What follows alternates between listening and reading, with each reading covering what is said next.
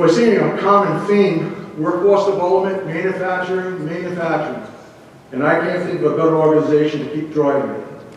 Along the lines of workforce development, and there was a great lead-in by the governor, we have an organization called We Make Rhode Island. We Make Rhode Island started, I don't know, Dan, how many years? 4 or 5? And it was made of a bunch of business guys who said, you know, we got to do something about getting people trained in manufacturing. And then we started, and we met, and we talked, and some of those initial members are here, John Cronin, and John Lombardi was another one. If I'm missing someone, I apologize. But we have a great organization, We Make Rhode Island, which is our sister organization.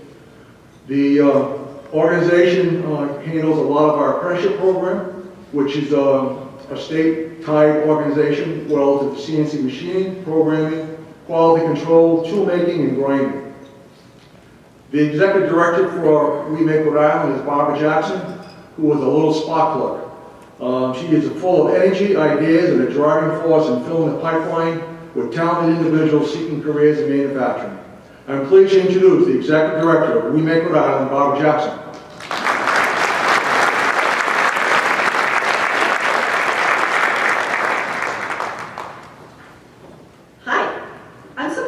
An update on We Make Rhode Island, and the first thing that means I'm going to do is tell you we changed our name. So last year when you were here, we were Make RI, and part of the problem with that name was nobody knew who was supposed to do that. So we're supposed to do it. All of us are supposed to do it. And when we go out and talk to young people, new people, they can find a place for themselves even in the name. So We Make Rhode Island used to be Make Rhode Island, but now it's all of us.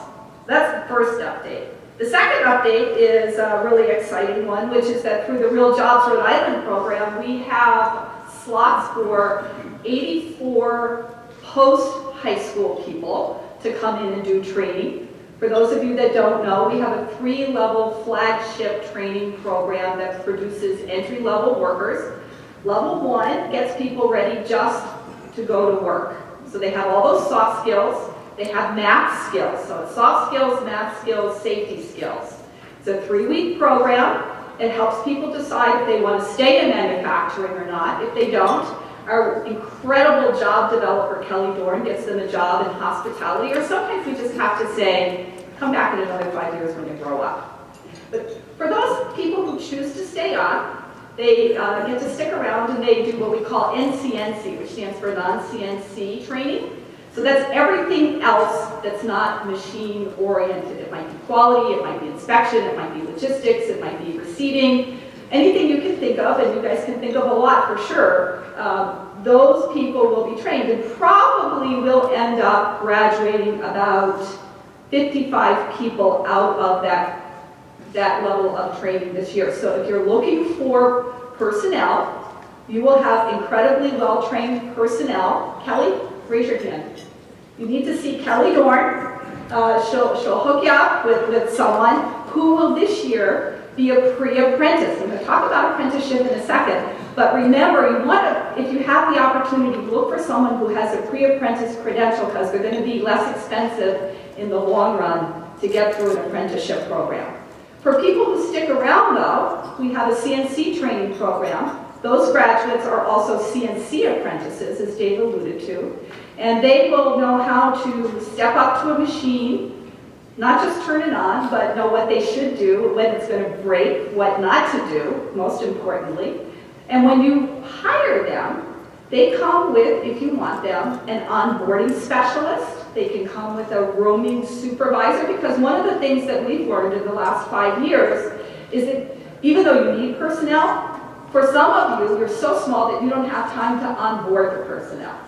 So we've tried to do as much as we can think of, and if you have some other ideas, we'd love to hear them, to make it as easy as possible to bring a new person into your workforce and get them up to speed as quickly as possible. And certainly the Real Jobs Training Program is the first part of that, but then they have to go to work. There's Monday, so we need to make sure that they're also showing up at your job site, that they know how to ask questions, who to ask the questions of. And so if you need some onboarding help, ask us and we'll get you some onboarding help. That won't cost you anything. That's kind of part of what we get paid to do. We hope that all of those people go into apprenticeships. at your locations. So I'm going to tell you that I always thought apprenticeship just kind of meant the new guy, and it turns out, probably no surprise to you, that that's not correct. Apprenticeship is an actual legal status that people have. But it's also not just for entry-level or first-time workers. We've discovered through the apprentice grant that Rhode Island got that you can pretty much apprentice anybody. We can apprentice anybody that has a career path left. So if there's one more step that somebody could take in your business after you promote them, including in management, we can apprentice them. So we've learned to think creatively around the types of positions that can be an apprentice. So yes, we have a super quality person, which would be quality level 3, and an entry level quality 1 person, but we can apprentice the people who are moving from level 1 up to level 2. Maybe it's somebody in your shop that's a production supervisor, and they're going to move either into a different side of production, or they're going to get a promotion. Think about apprenticing them, not just because we have to do 197 of them by 2020. So everybody has a pen that says 197 by 2020. It's a website. You can watch the number of names are listed of the companies and the apprentices. But because you get extra incentive when you have an apprentice. So you get great quality training, you get extra supervision support for the 2,000 hours a year that people are working on your shop floor or in your management capacity. But you also get these incredible incentives that I'm not going to take the time to tell you about because we really would be here for an hour and a half. But if you give me a call, I'll let you know what those incentives are. And some of them are in the budget, and they're going to get even better. And they're stackable certificates. So you don't have to choose between, do I want to do on-the-job learning, or do I want to do the work immersion, or do I want to do that apprentice thing? You can do them all. You can stack them all up. You can end up with having training and quality improvement be free in the long run. But the most important thing that we've learned about apprenticeship is that particularly for the young people who like to job hop, apprenticeship is a way that's going to help you keep your workforce with you longer. So it's going to extend the life of a worker at your company. Hopefully by the time they've completed their apprenticeship, they won't want to go anyplace else, but at least you'll have them for a much longer period of time, and we all know how disruptive it is when we get someone, bring them on board, make the effort to train them, and then 6 months later they're gone. So apprenticeship helps to keep people longer, and that's a really great reason to do it.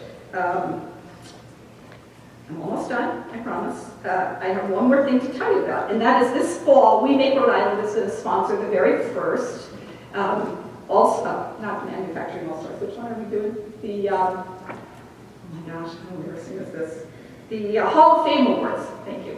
So Hall of Fame Awards are for incumbent workers, not people who are presidents of a company, but the actual workers. So we're going to have a competition. We're going to select a group of occupations that we will present awards for. We'll ask you to submit workers' names, and then we're going to have a family awards day. So there's a lot of work that's going to go into that. If you'd like to be on our committee, please let me know. But it's the first time that we'll be able to recognize our workers and hopefully show the next generation of workers what it means to be a really quality employee. So we're doing a lot of new things. We're doing apprentice and pre-apprentice programs. There's information on your table. There's more information at the table as you leave. We have a job board. That's the last thing I will say, and then I promise I will shut up and sit down. You need workers. We have a way of connecting you with workers besides just calling Kelly, which is probably the best way, but we've launched a manufacturing-only job board. So if you go to manufacturingjobsri.com, it's free. You post your job. You don't have time to post your job. You don't know how to post your job. You don't know how to describe your job. Call us. We'll help you do that. So you don't even have to do any work in addition to not having to pay for it. But we need you to get those jobs up there because employees won't look if they don't have any jobs to look at. So we've kind of got to build the traffic on this site. It's new. It's just launched.